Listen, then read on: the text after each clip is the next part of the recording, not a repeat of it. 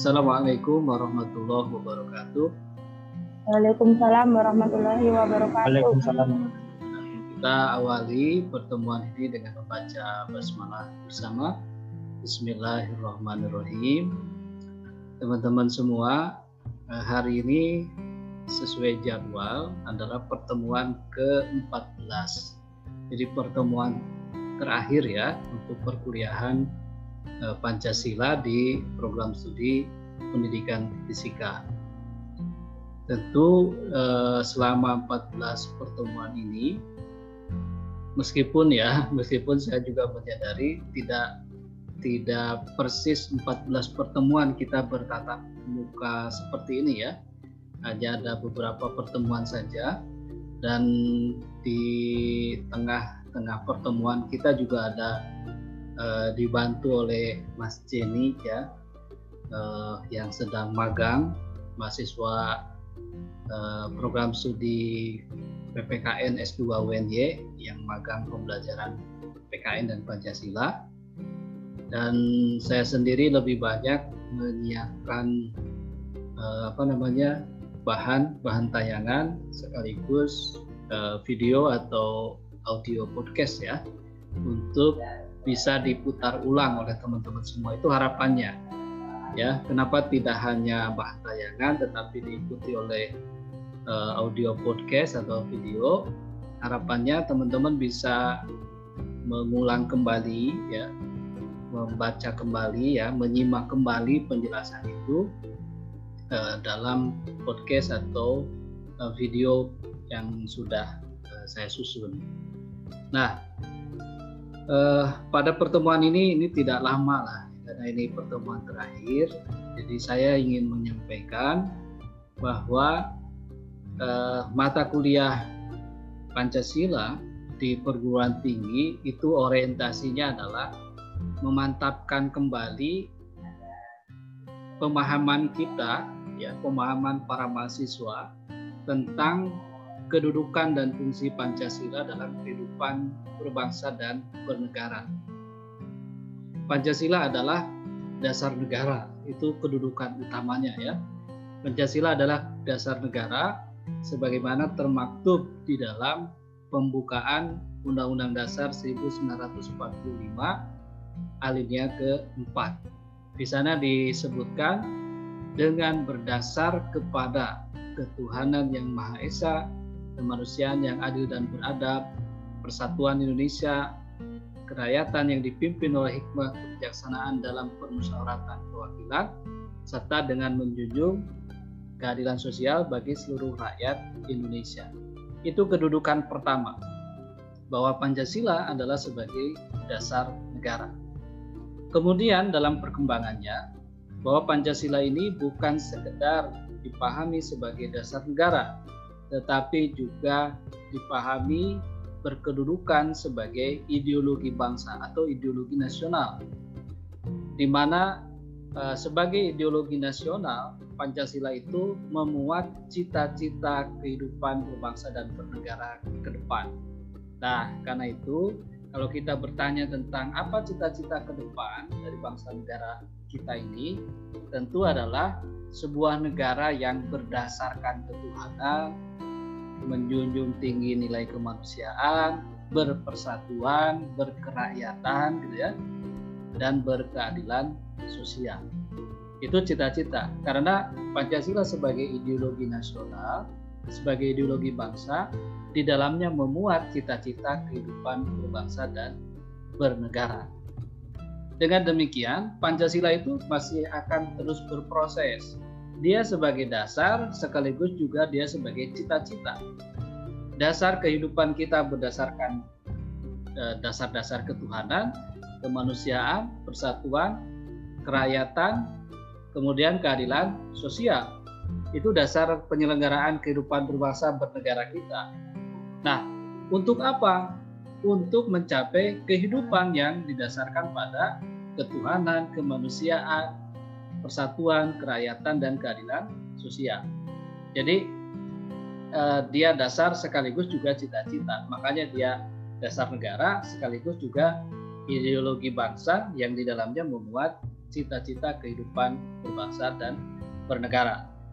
Itu dua kedudukan utama ya, dua kedudukan utama dari Pancasila bagi bangsa Indonesia sebagai dasar negara.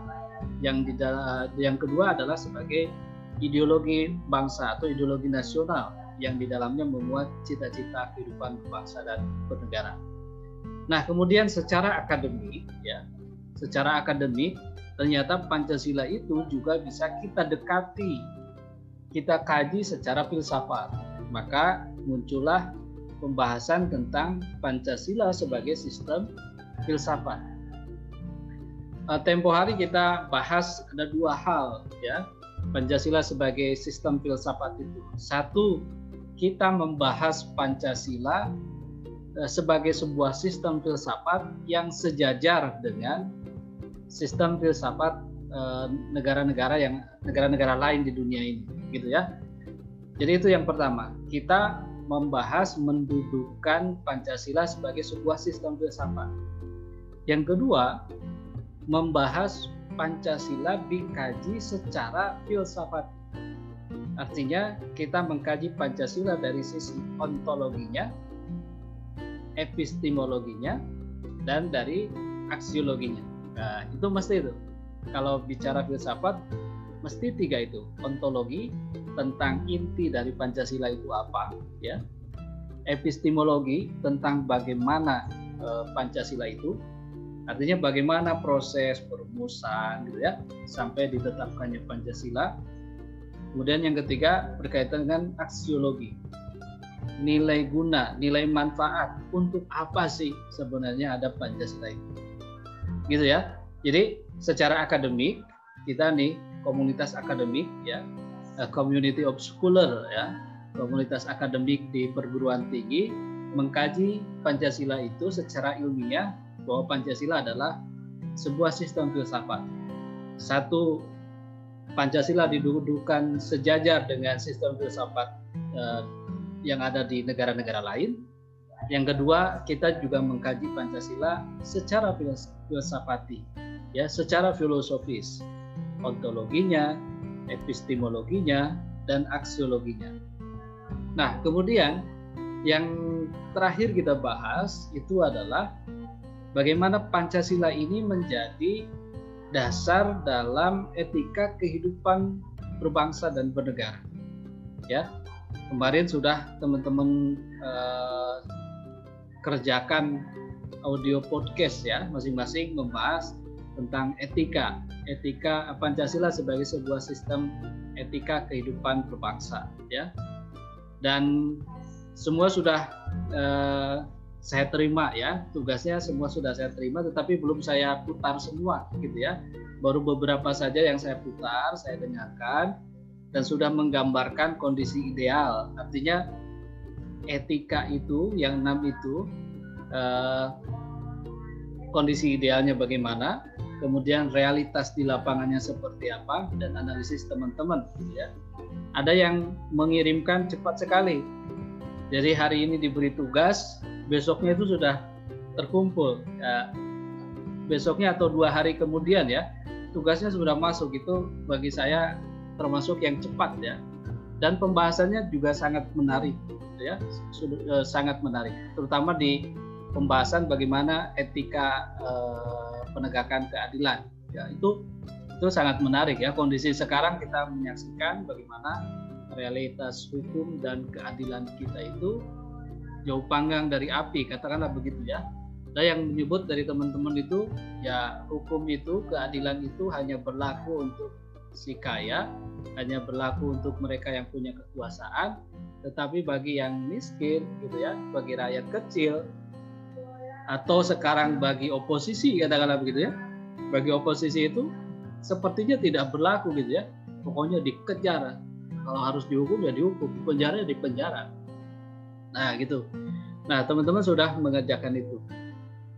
Itu sebenarnya dasar kenapa MPR waktu itu menetapkan Pancasila sebagai etika kehidupan berbangsa. Sebenarnya ingin mengembalikan lagi jalur kehidupan berbangsa itu sesuai dengan dasar filosofis Pancasila. Jangan sampai keluar dari Pancasila, gitu ya. Nah, Dengan demikian, maka secara umum kuliah Pancasila itu kan sebenarnya kuliah tentang ideologi, penguatan ideologi ideologi Pancasila. Penguatan kita tentang bahwa kita itu punya Pancasila. Jangan sampai kita lupa dengan Pancasila atau malah kita membuat lelucon terhadap Pancasila. Ya. Ada tuh ya lelucon terhadap Pancasila. Pancasila disalahgunakan, disalahartikan dan sebagainya. Termasuk juga jangan sampai kejadian seperti beberapa waktu lalu. Ini ternyata pelakunya malah justru orang Indonesia gitu ya, remaja orang Indonesia, orang Cianjur yang membuat bukan parodi ya, membuat lagu Indonesia Raya itu diplesetkan ya. Kita sangka itu orang Malaysia, ternyata malah orang Indonesia, orang Cianjur. Nah, harapannya teman-teman semua ini setelah kuliah Pancasila tidak ada tuh perbuatan-perbuatan seperti itu. Kita menjadikan Pancasila sebagai dasar negara dan ideologi bangsa, dan kita menjunjung Pancasila itu sesuai dengan kedudukan dan fungsinya bagi bangsa dan negara Indonesia. Oke, kemudian teman-teman, dalam konteks kehidupan akademik di perguruan tinggi Muhammadiyah, kita punya konsep negara Pancasila sebagai Darul Ahdi Wasyahadah. Saya ingin tegaskan di sini, kalau ada yang masih mempertentangkan Pancasila dengan agama, Pancasila dengan Islam, gitu ya, atau masih mempertanyakan kenapa sih kita tuh tidak memilih syariat Islam sebagai dasar negara, malah memilih Pancasila, gitu ya. Maka kita bisa baca pernyataan atau keputusan dari pimpinan pusat Muhammadiyah. Salah satunya adalah dengan terbitnya pernyataan negara Pancasila sebagai Darul Ahdi Wasyahadah. Bagi Muhammadiyah, Pancasila itu sudah Islami, gitu ya. Dan bagi Muhammadiyah, apapun dasar negara, yang jelas kita yang menyaksikan, kita yang mengisi negara itu yang harus Islami, gitu. Jadi perdebatan harus syariat Islam atau Pancasila menurut kajian akademik dan kajian di Muhammadiyah itu sebenarnya sudah final, tidak perlu lagi diperdebatkan.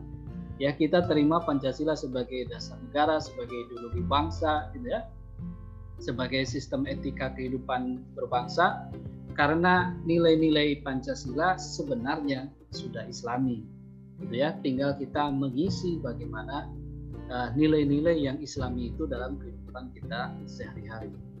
Nah, selanjutnya sebagai bagian akhir,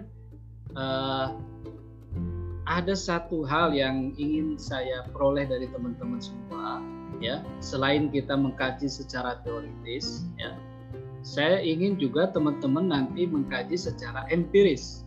Apa artinya secara empiris? Artinya teman-teman melihat lingkungan sekitar teman-teman semua, ya. Itu yang nanti akan menjadi tugas akhir, gitu ya. Tugas akhir sekaligus ujian akhir semester. Jadi tugas ini adalah untuk dikumpulkan nanti pada saat pelaksanaan ujian akhir semester.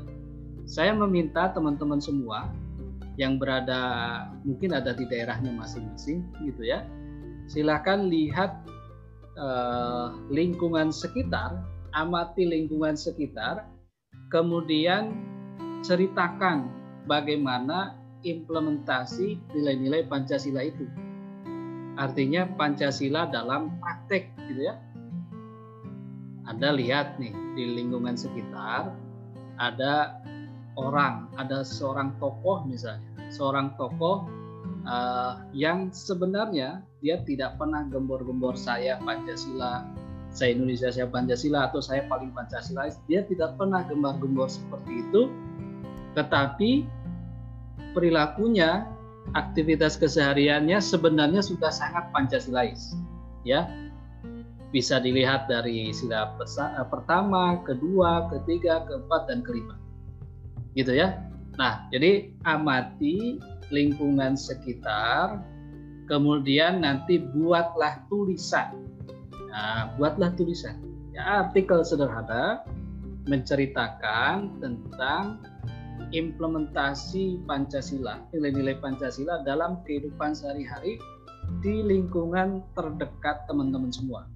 Bisa tokoh masyarakat, bisa ya kehidupan organisasi di lingkungan teman-teman semua, misalkan RT, RW, kemudian organisasi yang lainnya, misalkan Karang Taruna bagaimana mengimplementasikan nilai-nilai Pancasila, organisasi ibu-ibu gitu ya, arisan ibu-ibu, PKK, Majelis Taklim, ya, PKM, kelompok pemuda, remaja, pemuda, anak-anak, gitu ya.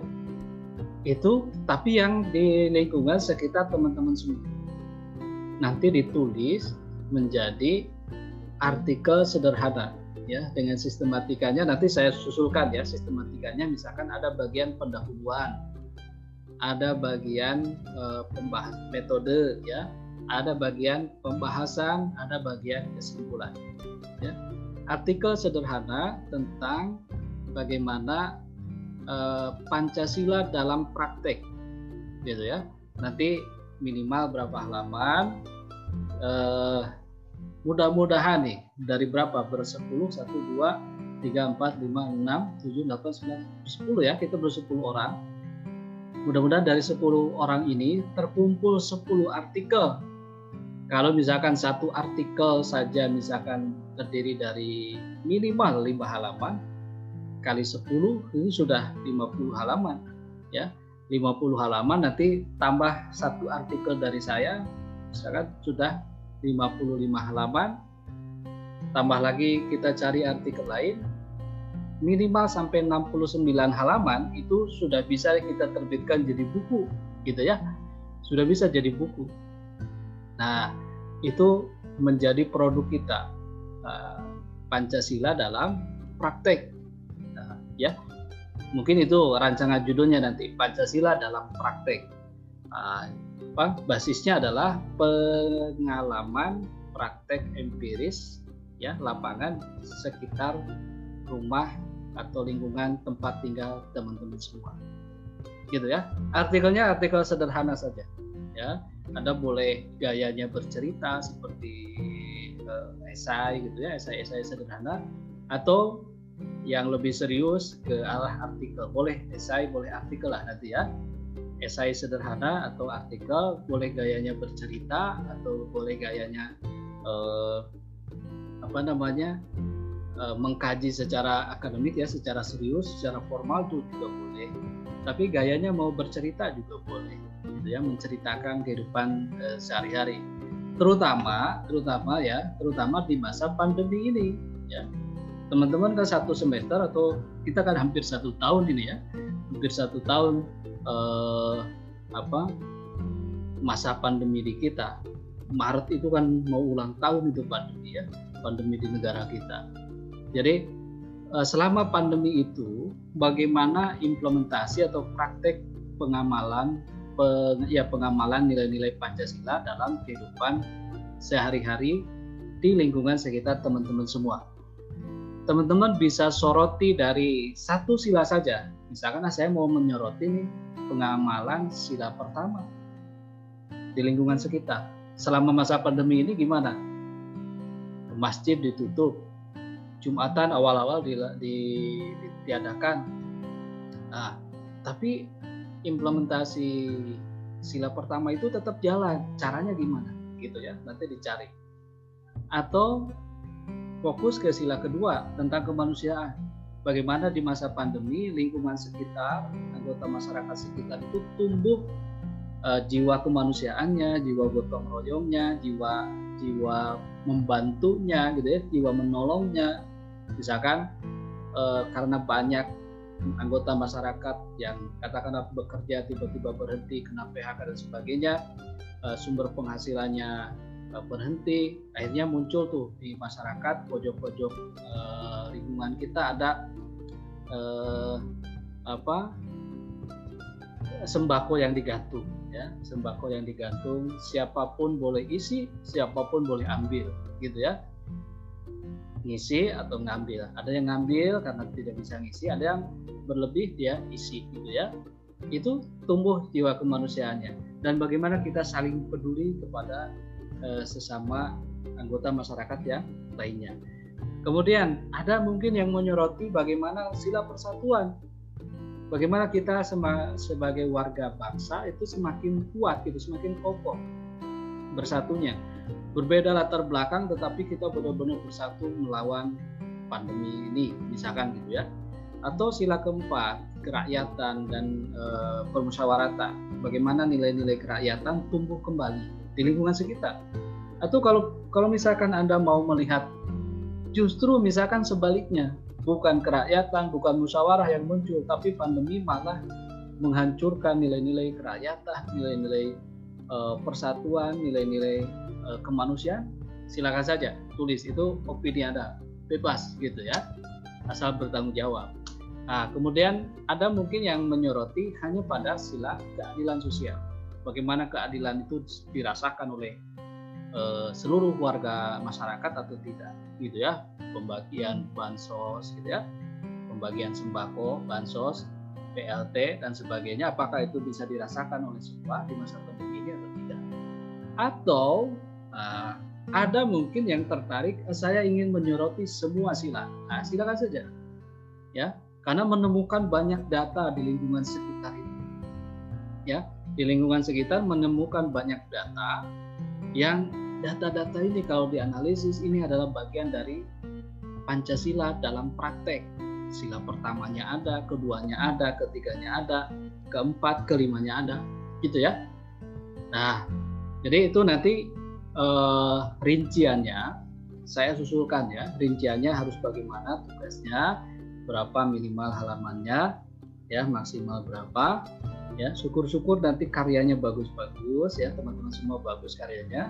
Nanti saya kumpulkan menjadi sebuah buku bunga rampai. Ini contoh saja, ini saya nulis ini menyemai semangat kebangsaan. Ini pun kumpulan tulisan ya, kumpulan esai kalau ini. Ini dulu ada mahasiswa ini siswa SMA ini. Siswa SMA ada lomba esai kebangsaan di prodi PPKN. 15 naskah terbaik saya kumpulkan dan sekarang terbit jadi buku ber-ISBN, teman-teman ya, ber-ISBN. Ber-ISBN. Ini juga sama, ada buku lain, ini membumikan Pancasila. Ya, membumikan Pancasila ini esai juga, artikel sederhana yang ditulis oleh para peserta sekolah kebangsaan. Jadi prodi PKN mengadakan sekolah kebangsaan, para peserta menulis dan kemudian terkumpullah tulisan ini. Saya edit, beri kata pengantar, beri pendahuluan, akhirnya terbit menjadi buku dan ini ber-ISBN ya. Dan bisa menjadi kenang-kenangan Anda. Kuliah Pancasila misalkan melahirkan buku tentang Pancasila dalam praktek gitu ya di masa pandemi COVID-19. Gitu ya, nanti kalau sudah terbit ya kita bagikan ke teman-teman semua, hadiah untuk teman-teman, hadiah untuk ibu bapak di rumah, hadiah untuk program studi juga gitu ya. Bahwa angkatan 2020 sekalipun hanya beberapa orang tetapi bersemangat menghasilkan karya gitu ya. Silakan ada tanggapan mungkin untuk tugas akhir, silakan. Saya minta ditayangkan ininya kameranya biar saya tahu, karena kita belum pernah ketemu langsung ya. Silakan ya, kan ada tanggapan, pernyataan atau apapun silakan, atau akan ditanyakan boleh, atau sudah bisa dipahami semua ya. Siapa yang akan berikan respon, tanggapan?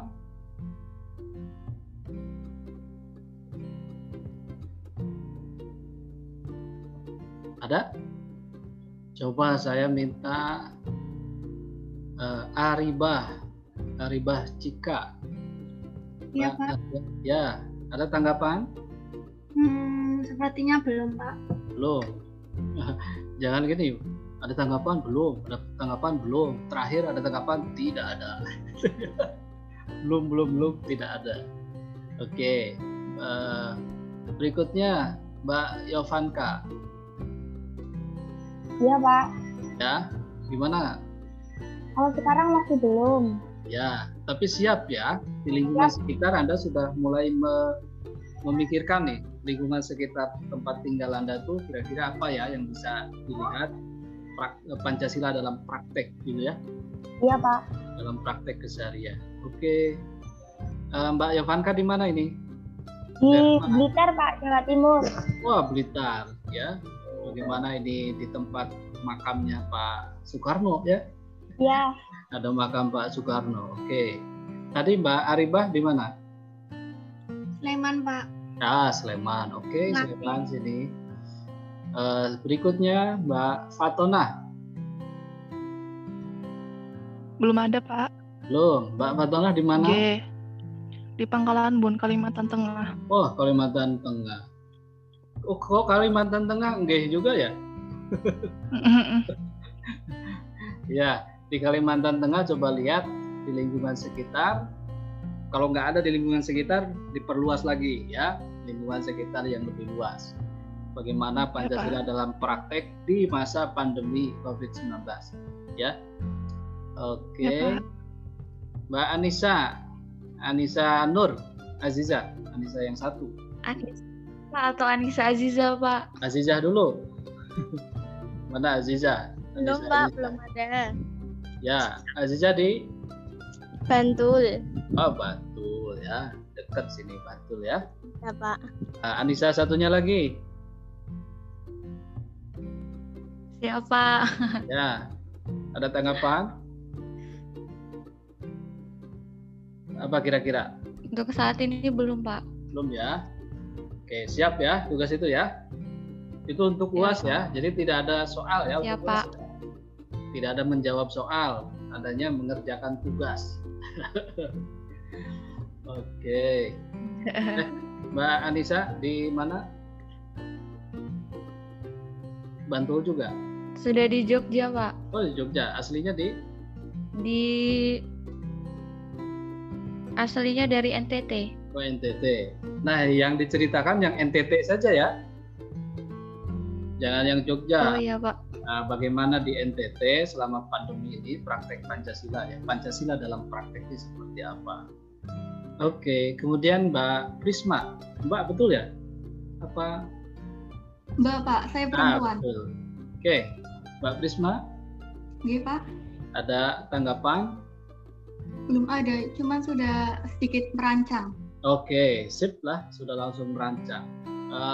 Di mana ini Mbak Prisma? Di Tegal, Pak, Jawa Tengah. Oke, Tegal, Jawa Tengah. Sip lah. Terus, Mas Dimas. Halo, Mas Dimas. Ya, Pak. Ya, Mas Dimas di mana, Mas Dimas? Tegal, Pak. Oh, Tegal juga? Iya, Deketan sama Mbak Prisma? beda kecamatan. Oh, beda kecamatan. Sudah pernah ketemu? Belum. Belum ya. Jadi kenal di sini ya. Iya. Ya. Sudah kebayang tugasnya? Udah. Udah. Kira-kira mau ngangkat apa? Tentang itu, Pak, toleransi, Pak. Oke, sip. Toleransi apa? Antar umat beragama, antar suku bangsa yang berbeda. Antar umat beragama. Nah, di lingkungan Mas Dimas ada yang berbeda agama? Ada.